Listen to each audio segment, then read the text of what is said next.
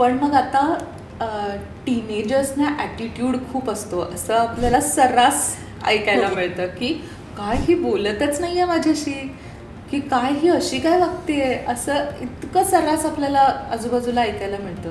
पण खरंच टीनेजर्सना ॲटिट्यूड असतो का हो?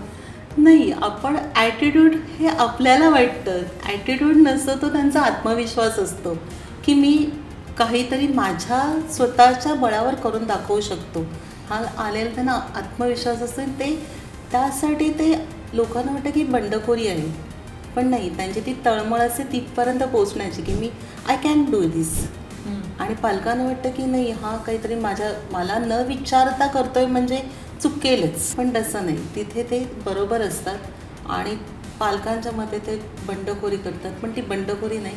तर त्यांना थोडक्यात सांगायचं तर आपल्याला वाटतं की फुलपाखरू उडतं आहे म्हणून आपण त्याला बंद करतो.